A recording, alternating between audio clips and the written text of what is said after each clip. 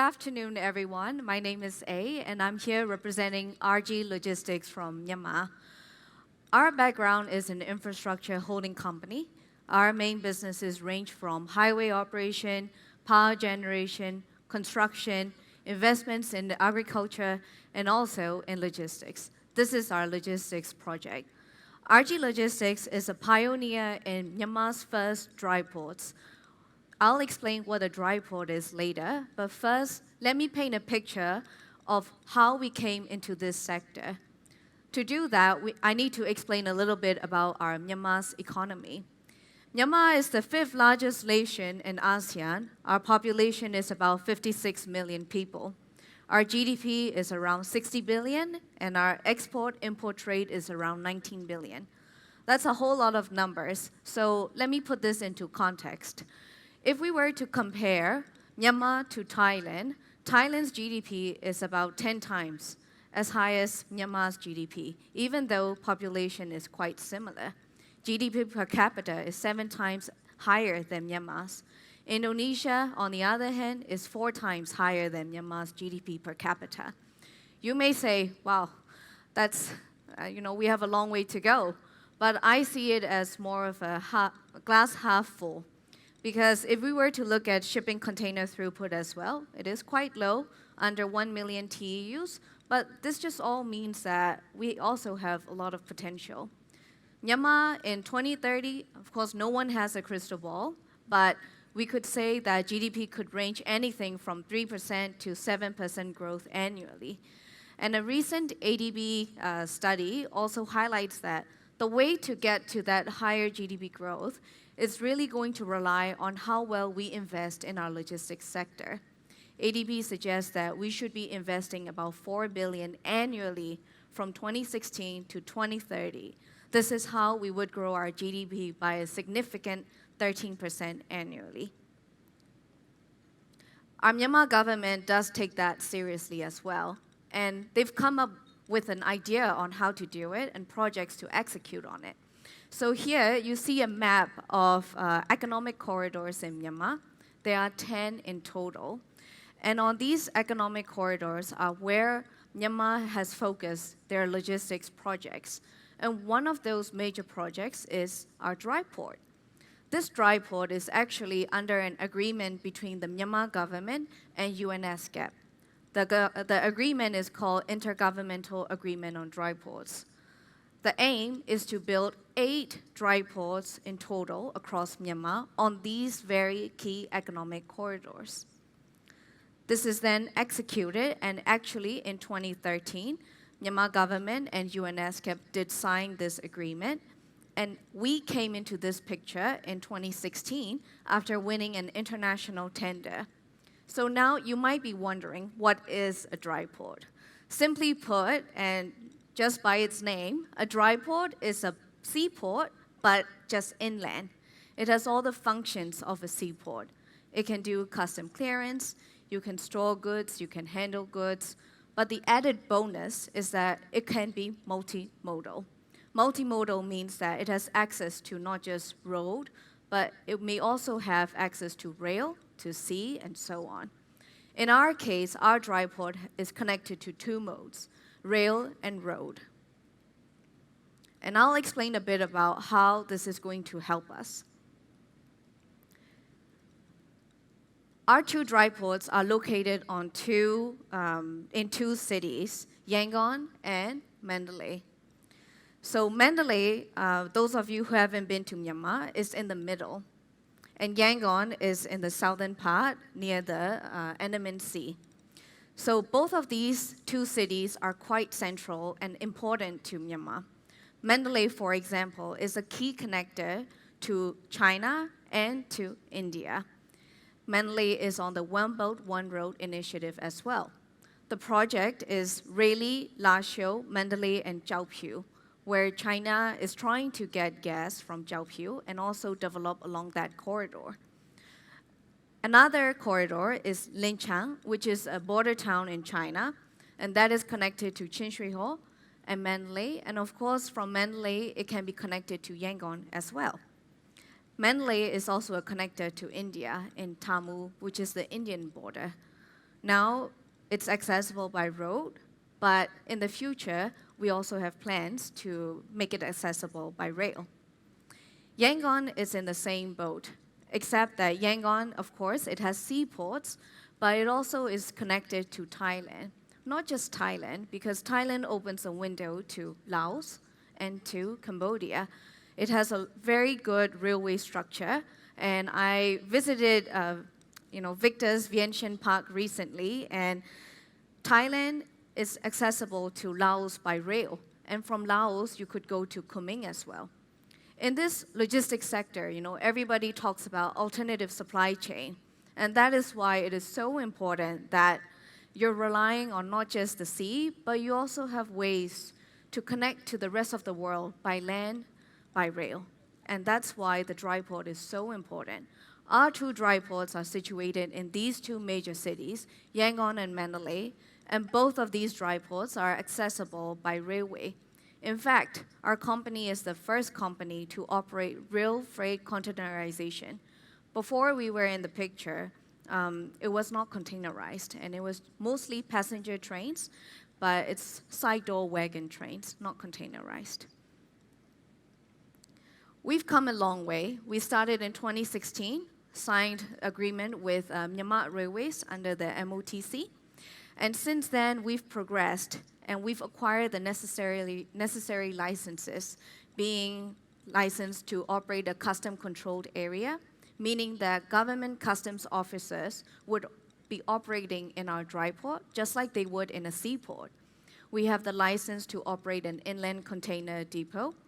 We have the license to even operate special chemical warehousing, and we also have the license to operate bonded facilities. And I'm proud to say that as of 2023, just this year, we've also acquired ISO accreditation in quality, health, and environment. This is a picture of our dry port. We started in 2016 with the agreement. We started operations in November of 2018.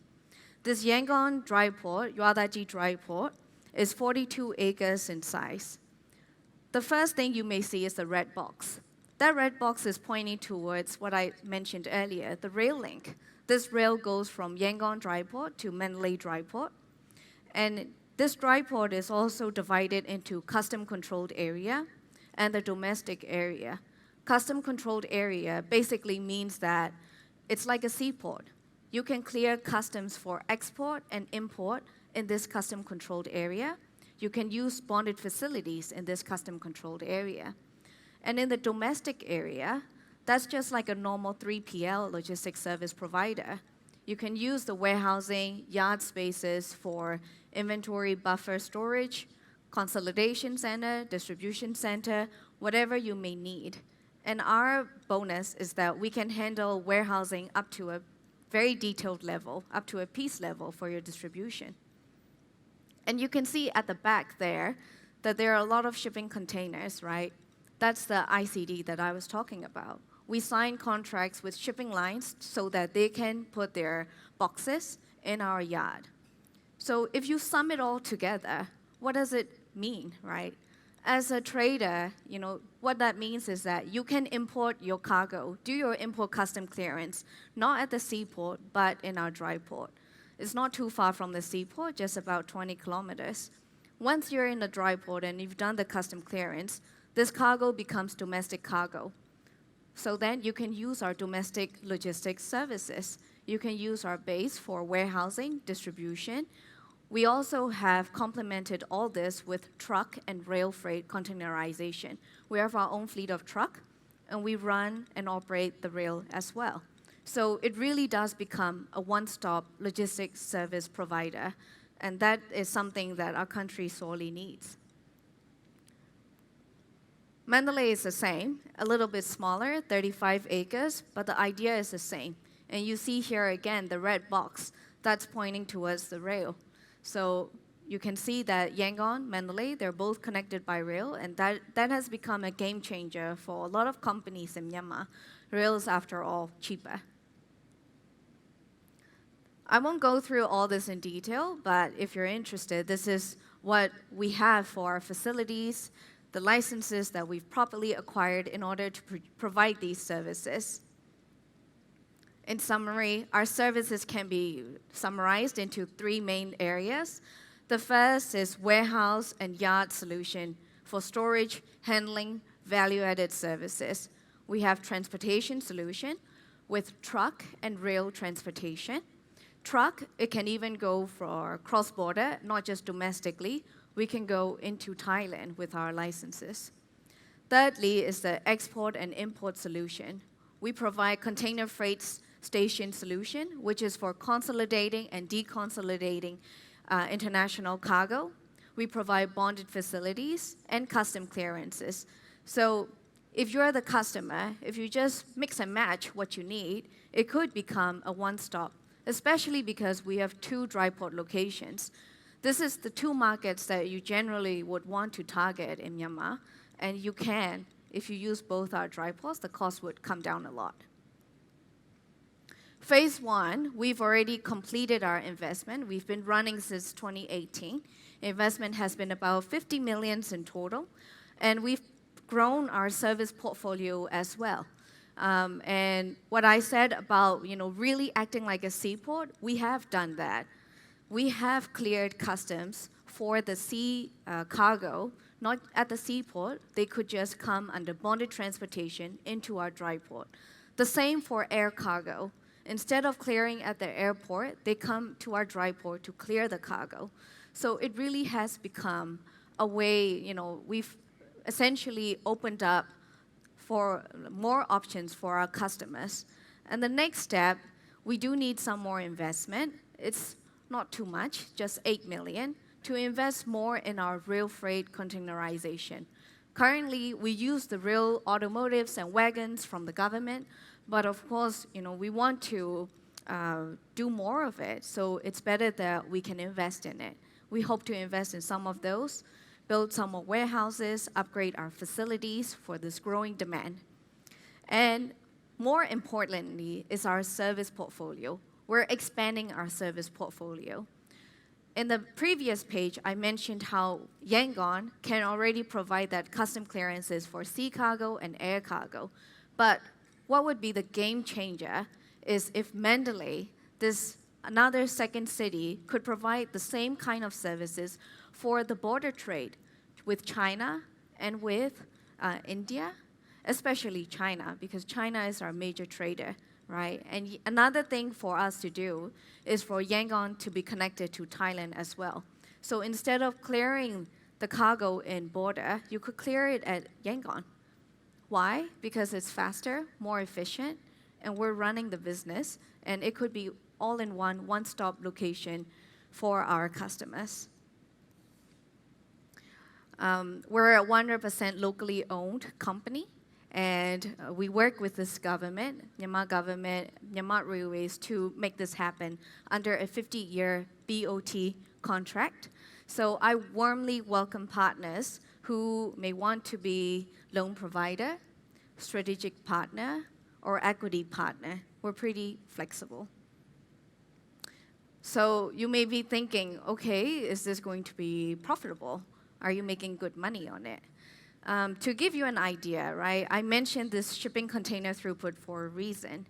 It's so that you can benchmark to Thailand's, Indonesia's. So Myanmar's container throughput is estimated at 800,000 annually. Thailand's is actually, maybe somebody knows the answer.